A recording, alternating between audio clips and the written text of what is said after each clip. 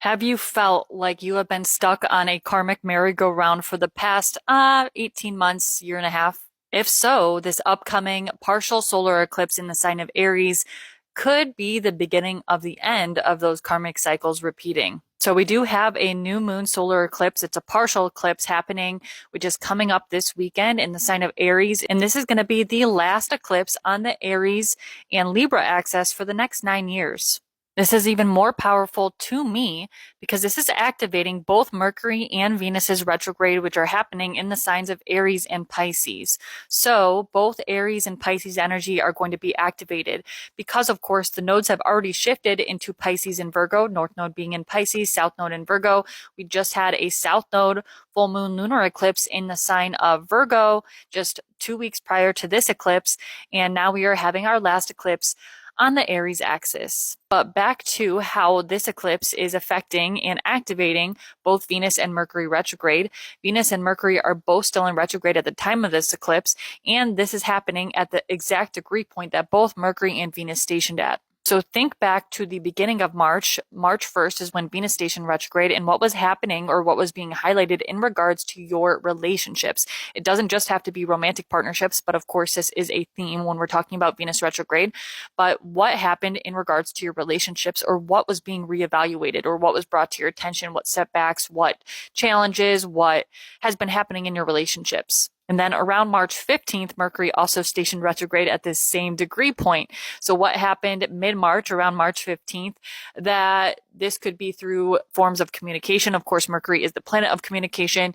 It is the planet of the mind. So what kind of insights or awareness or possibly things that you missed, miscommunications or arguments or disputes, or the thing that you want to take back that you said, what happened around that time mid-March to do with Mercury energy? Because more or less all of this is being activated. Now, these problems might not necessarily find a resolution until both Mercury and Venus are direct in April.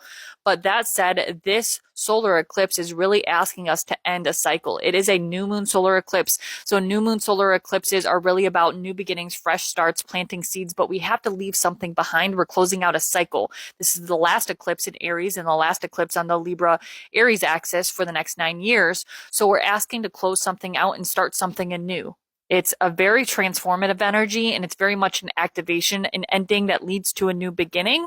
And we're being asked to redirect our energy in a lot of ways and also to take action. This is an eclipse in the sign of Aries. Everything is changing in the astrology, and nothing, I repeat, nothing is going to feel, look, or even be remotely the same as it used to be. We have Neptune ingressing into the sign of Aries the following day. This is a huge transit, guys. We have a lot going on astrologically. We have both these retrogrades. We have eclipse season. I'm going to dive further into this eclipse in further videos and over on my YouTube, so check those videos out. Stay tuned.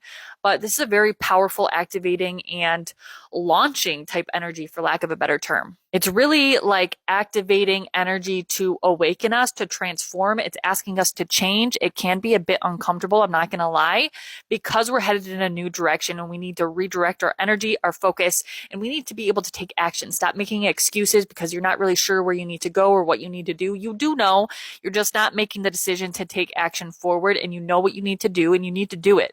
These are both heart and mind activations, the mind being Mercury, the heart being Venus. This is also very much like root chakra energy, masculine energy. This is in the sign of Aries, right? The first sign of the zodiac. So it's very creative, life force energy.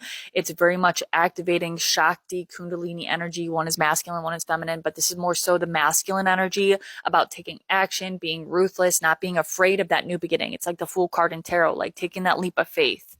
We have to be willing to leave something behind, to close something out, like the World card in tarot, in order for that Fool card energy, that new beginning energy, to manifest and to, make the most of it. There is certainly a lot to talk about when we're talking about this eclipse, but this is very activating. It's very revolutionary. It highlights the mind and the heart, as I mentioned. It very much highlights our insights, our intuition, our relationships. It's allowing transformation and change and letting this new part of you be reborn.